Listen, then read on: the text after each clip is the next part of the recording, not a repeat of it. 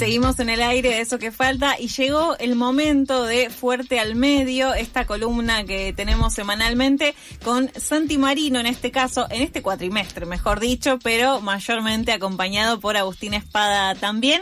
Hoy nos toca hablar de novedades sobre el proceso de desinversión de Telefónica. Hola Santi, ¿cómo estás? Hola, ¿cómo va? ¿Cómo están? Muy bien. ¿Vos estás bien?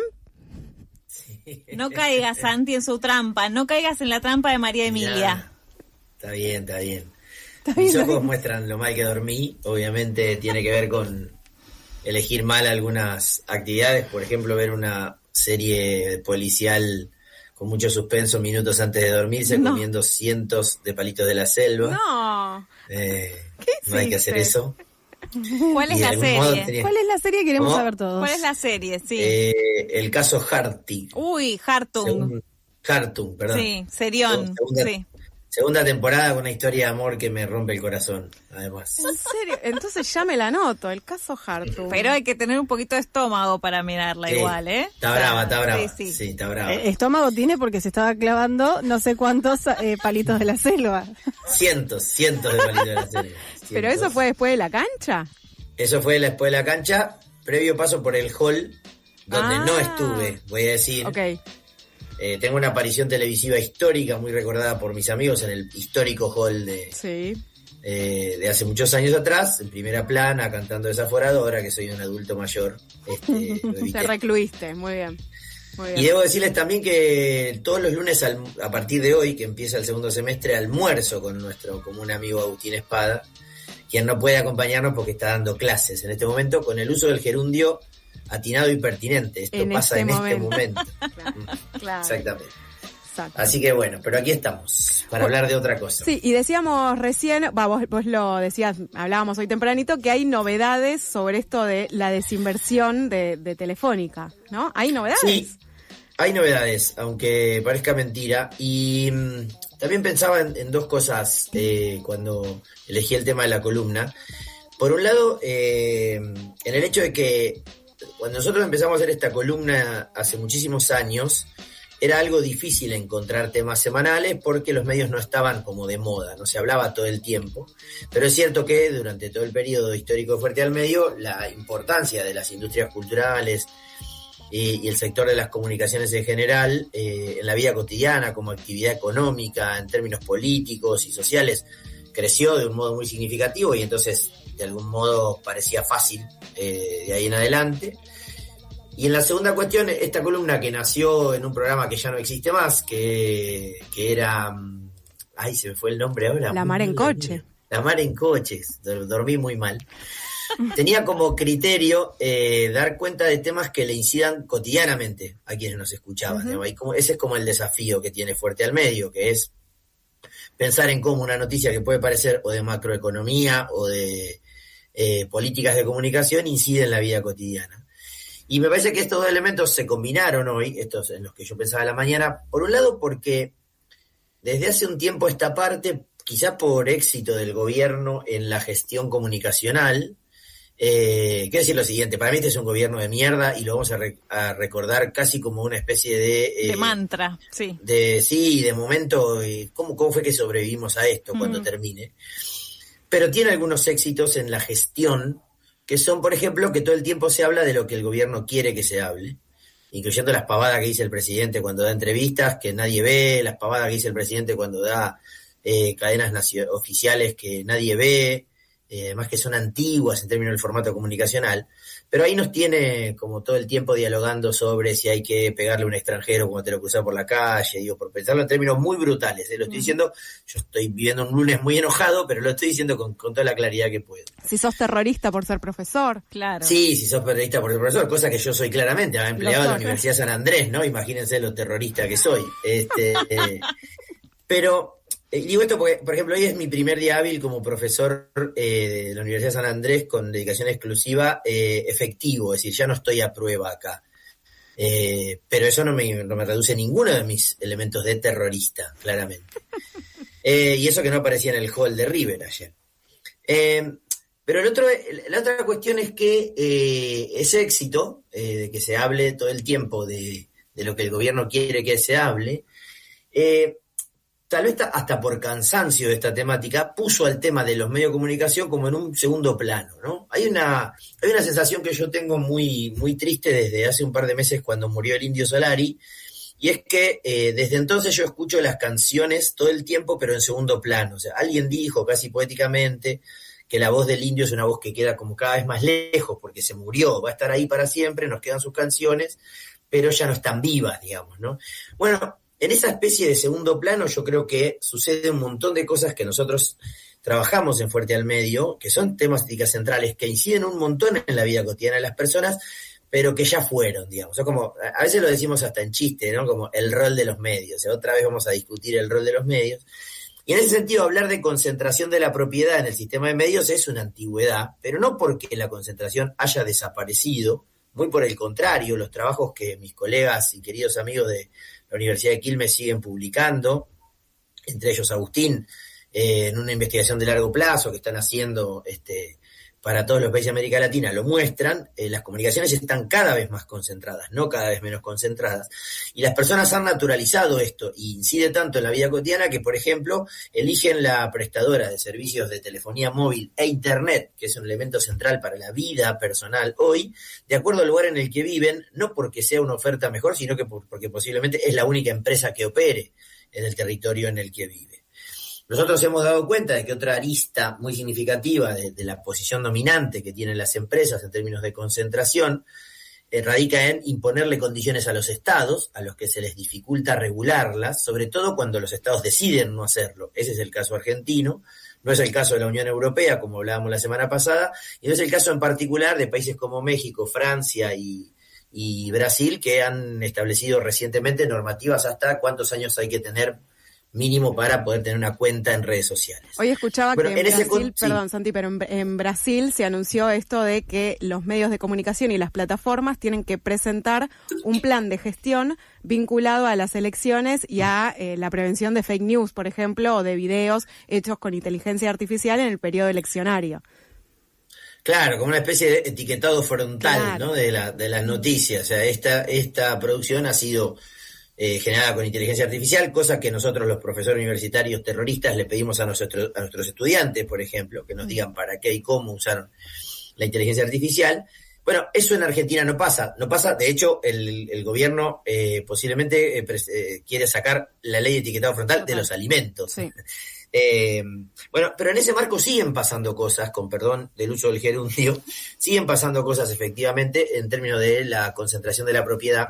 Y efectivamente, aunque nos sorprenda, podríamos plantearlo distinto al título de la columna, que es arrancó la desinversión de Telefónica, comenzó la desinversión de Telefónica que tiene que llevar adelante Telecom del Grupo Clarín después de habérsela comprado. Y cuando uno dice eso, entran risas grabadas, digamos, ¿no? Porque efectivamente no pareciera que vaya a tener efectos muy significativos. Recordemos que esto sigue pasando en el marco en el que el presidente Soez de la Argentina tiene en su tuit fijado un ataque directo contra el Grupo Clarín, que es el que se compró Telefónica. Esto a mí me lo dicen porque recordemos que hay 3 personas que me tienen bloqueado en Twitter, una de ellas es el presidente de la Nación. Pero bueno, vayamos a la cuestión. Después de que Defensa de la Competencia, que es el organismo encargado de la regulación de esta situación, breve flashback, hace un año aproximadamente el Grupo Clarín se compró Telefónica, lo anunció con pompa y circunstancia, Telefónica dijo, esto fue todo, muchas gracias, y cobró los millones de dólares que Clarín le paga con un préstamo en bancos extranjeros, y como Argentina está en un contexto ex post y no ex ante de regulación de la concentración, ¿esto qué quiere decir? No hay leyes que prohíban la concentración de antemano, sino que las empresas se pueden comprar y vender y luego operar en ese contexto y avisarle al Estado, che, ¿sabés que me compré esta empresa? Fíjate qué onda si genera algún tipo de posición dominante.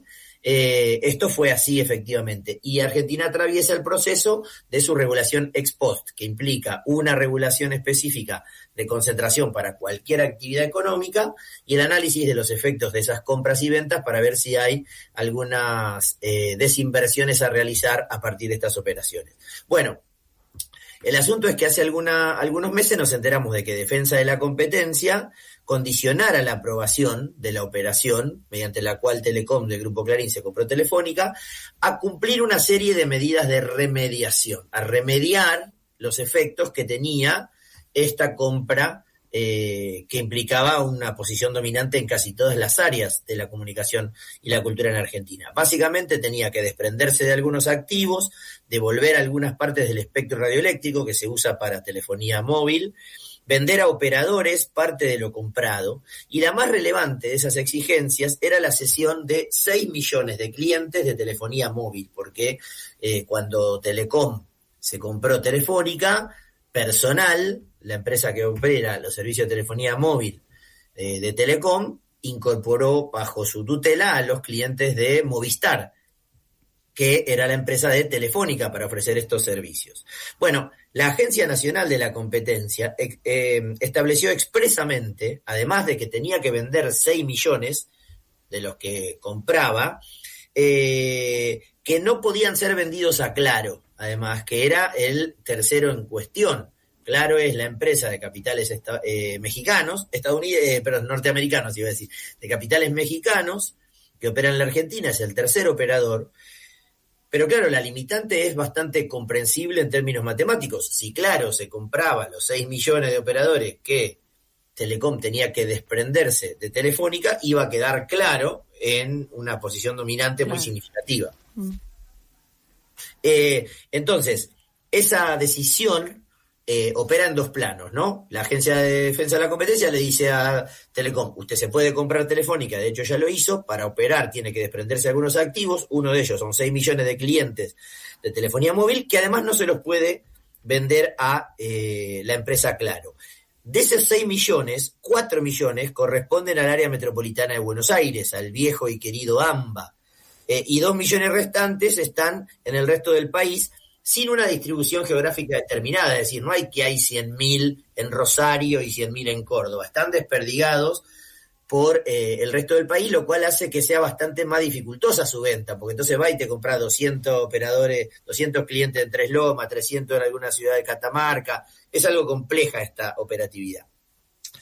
Respecto de los clientes de banda ancha fija, que era el otro área donde tenía que desprenderse, estamos hablando de Internet por banda ancha fija, deberían transferirse solo en aquellas localidades donde la participación minorista de la empresa fusionada, esto es, sumando Telecom más Telefónica, superara el 50% del mercado local. Es decir, se dibuja un mercado específico y se suman lo que tenía Telecom más lo que tenía Telefónica, y todo lo que sumara más del 50% tenía que ser vendido a otra empresa. Pero uno podía hacer que ahí las definiciones o la resolución de la Agencia de Defensa de la Competencia era menos restrictiva y habilitaba la venta a distintos operadores. Por ejemplo, no le decía que no se lo podía vender a tal o cual. Ahí se lo podía vender al mejor postor, por ejemplo.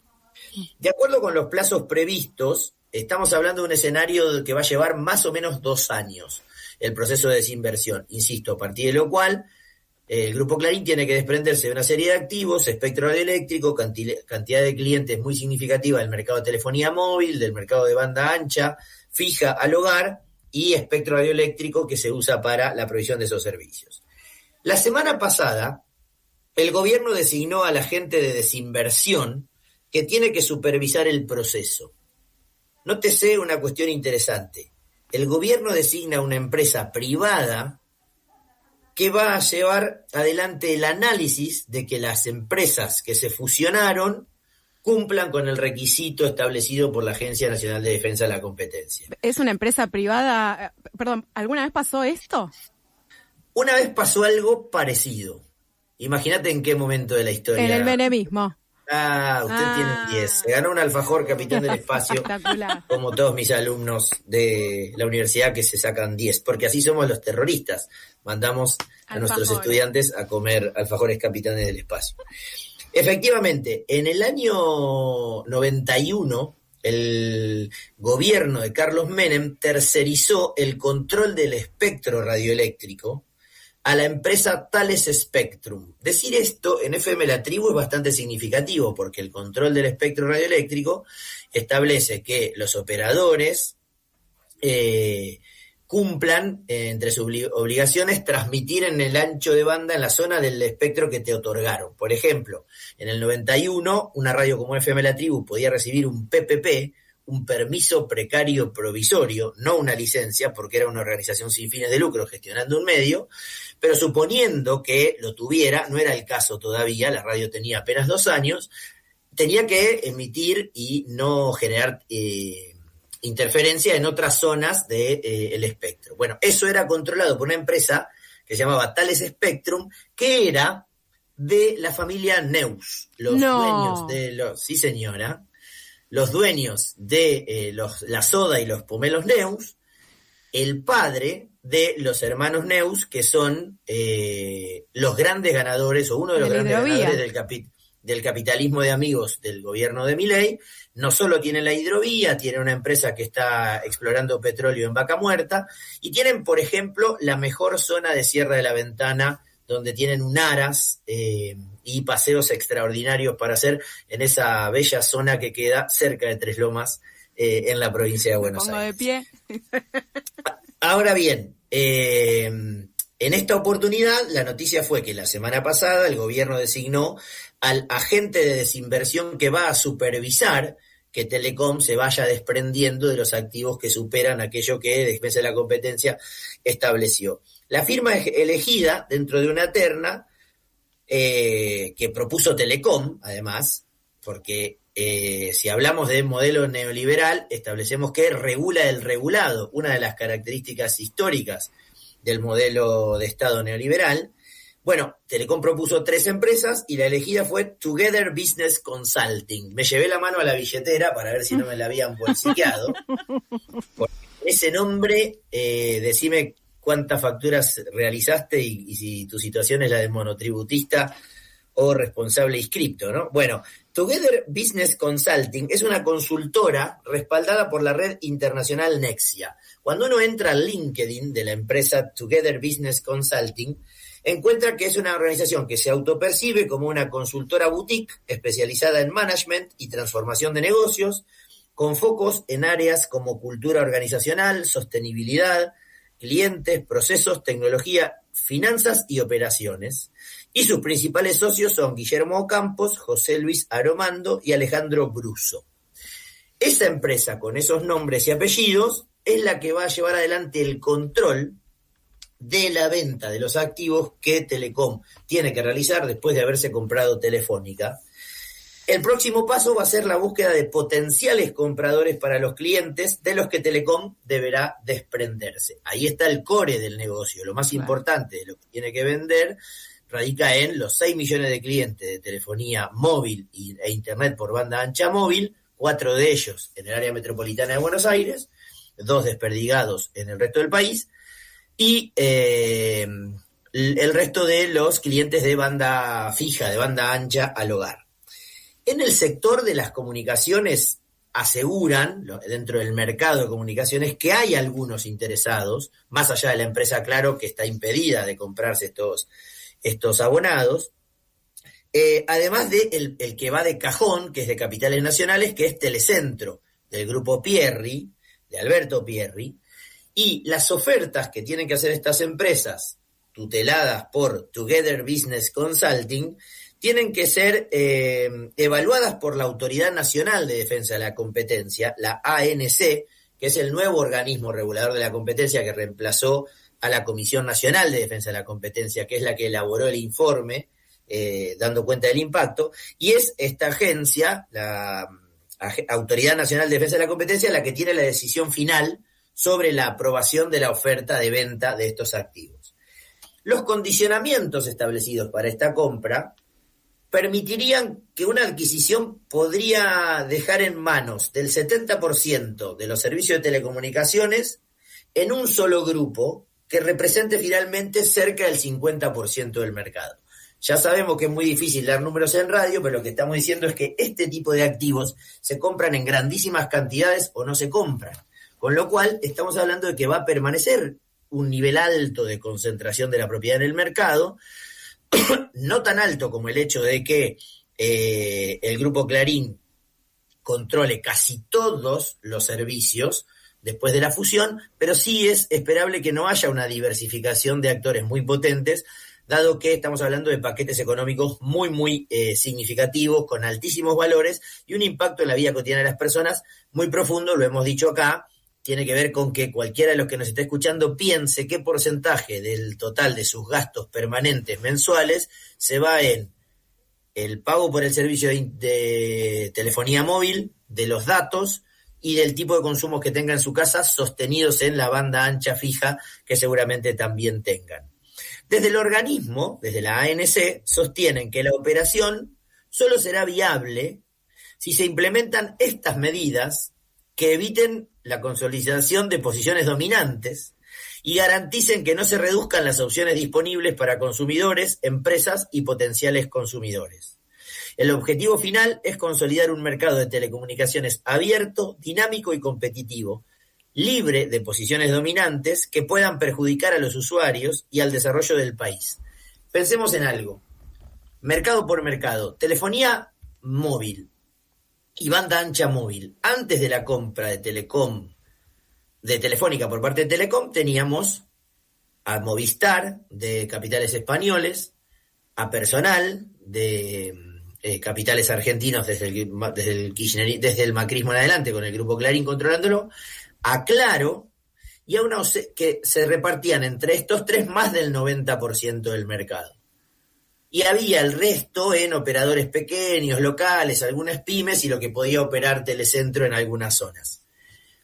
El mercado de Internet por banda ancha fija al hogar tenía a Telecom y a Movistar como los dos grandes jugadores que se dividían aproximadamente el 70% del mercado, y el resto del mercado tenía una diversificación. Ahí sí juegan un poco más significativamente algunos operadores de capitales nacionales más pequeños y algunas pymes locales en poblaciones de menos de 100.000 habitantes. En cualquiera de estos casos vamos a asistir a a partir de la compra que hizo Telecom de Telefónica, lo que sucedió es que es lo mismo que cuando lavas una remera de algodón en agua caliente, se reduce, ¿no? No puedes hacerlo porque queda que se achica. Bueno, lo que se achicó fue la cantidad. Hice bien, ¿no? Es con agua caliente cuando se achica, ¿no? Sí. Ok. De repente había un solo jugador donde antes había 3 a lo sumo. Entonces no hay modo de que se consolide un mercado de telecomunicaciones abierto, dinámico y competitivo, libre de posiciones dominantes que perjudiquen a los usuarios el desarrollo del país, sin reducir las opciones disponibles para los consumidores, porque el chiste de la concentración es reducir la cantidad de opciones disponibles. En junio del año pasado, la entonces Comisión Nacional de Defensa de la Competencia, CNDC en ese caso, la sigla, que es la antecesora de la actual Autoridad Nacional de la Competencia, había objetado la operación al advertir riesgos significativos para los potenciales efectos sobre la competencia. En particular, la CNDC había establecido que el segmento de telefonía móvil quedaría altamente concentrado, con una participación estimada del 58% en manos de Telecom y del 42% en manos de AMX, que es la empresa controlada por Claro. Desde Telecom sostienen que la decisión del gobierno, o sostuvieron en ese momento, que la decisión del gobierno constituía una aprobación en los términos del artículo 14 de la Ley de Defensa de la Competencia, que estaba dentro del marco, es decir, bueno, te apruebo, pero tenés que desprenderte de algunos activos, aunque planteaban que eran excesivas las medidas de remediación establecidas. Sin embargo, no recurrió, no apeló, no criticó y en principio está siguiendo los pasos previstos por la ANC, buscando compradores en un contexto algo complejo porque el comprador principal no está activo, está impedido, que es el empresario mexicano Claro. En cualquier caso estamos en un escenario en donde va a ser muy difícil que se reduzcan los niveles de concentración resultantes de la compra que realizó el Grupo Clarín hace más de un año. Hoy recordaba que en 2020-2021, los servicios de telecomunicaciones, de tecnología, información y comunicación, fueron servicio público, ¿no? ¿Recuerdan aquel DNU? A partir de la pandemia, ¿no? Era el Estado intentando garantizar que las empresas, que los ciudadanos en realidad puedan acceder al servicio de Internet, porque eso, por ejemplo, garantizaba el derecho a la educación, entre otras muchas cosas. Y obviamente una de las primeras cosas que hace Milei en abril de 2024 fue derogar ese decreto, obviamente, pero también es muy interesante pensar en qué poquito tiempo, ¿no? se puede correr tanto el eje de la discusión. Ya no existe la posibilidad en este contexto de pensar en la necesidad que efectivamente, tenemos las personas de Internet, digamos, de una conexión estable a Internet, por ejemplo. Eso ya no hay posibilidad de charlarlo. Sí, agreguemos que esa definición de servicio público establecía la posibilidad de que el Estado controle los precios, o las tarifas en realidad de la provisión de estos servicios, y que por el desarrollo intensificado por la pandemia, pero de la vida social en el entorno digital, también generó que en muchos casos el Estado interpele a los ciudadanos en términos digitales. Por ejemplo, a los monotributristas que tienen que hacer sus facturas únicamente en línea, o a todos los servicios de con trámites a distancia, todas las acciones que hay que hacer con trámites a distancia, para lo cual necesariamente tenés que tener internet y datos. Y eso está ofrecido por una empresa que tiene posición dominante muy significativa, y en un escenario en donde no parece que sea razonable discutir los efectos que esto tiene en la vida cotidiana y sobre todo en la economía de las personas. Claro, porque a veces uno piensa, es Internet, es el ocio, ponele, ¿no? Mal pensando, es el ocio, ponele que solo se maneja entre privados, como diría el presidente. Sin embargo, acá estamos hablando de algo que vos bien decías al principio de la columna, Santi, que afecta tu vida diaria, tu vida cotidiana, tu laburo, tu acceso a la educación. Hay muchas personas, muchos estudiantes que cursan online directamente, de manera virtual. Por lo tanto, es interesante pensar cuántas de estas decisiones afectan de manera directa nuestras vidas cotidianas y nuestras decisiones incluso. Y sobre todo, cuán distante está la ciudadanía de poder intervenir en estas discusiones. No solo porque hay que saber, hay que dar cuenta de algunas posiciones argumentadas y tener planteamientos y capacidad articulada de hacerlo, sino porque ni siquiera te enterás. Esto claramente no está en la agenda pública, a pesar de que cada mes nos enteramos de que volvió a aumentar un 3, un 4, un 2,5% el valor de estas tarifas, ¿no? Y eso lo sabe cualquiera que tiene que sostener 1, 2 o 4 líneas telefónicas móviles en un hogar. Total, me gustaría que sigamos de cerca qué hace Together Business. Sí, me encanta. Together Business Consulting. Me encanta. Quisiera saber qué pasa y qué están haciendo. Imagino que después de esta columna un par de seguidores en LinkedIn sumó. Yo ya estoy ahí, quiero que sepas, ya estoy ahí, claramente.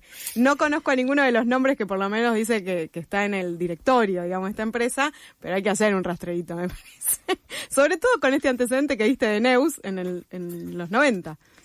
Sí, pero además ahí está la cuestión sistémica, ¿no? En cómo el Estado terceriza esta acción. Para hablar de River de nuevo, cuando asume la actual gestión, que está por su tercer mandato, contrata a una consultora que es KPGM, esta que es internacional, para dar cuenta del estado de situación, las deudas y eventualmente de encontrar un desfalco, hacer denuncias con sustento en el Poder Judicial. Esto es algo que sucede en organizaciones privadas de la sociedad civil. Un club es como una auditoría. Privada. Una auditoría, exactamente, claro. No me salía la palabra. Acá, tercerizar este mecanismo de control de si Telecom va o no a cumplir con lo que la ley estableció, es una capacidad que claramente tenía la Agencia Nacional de Defensa de la Competencia, que como el resto de los actores del Estado ha sido desguazado en términos de sus capacidades a partir de despidos masivos de trabajadores. Clarísimo. Santi, nos vemos la semana que viene.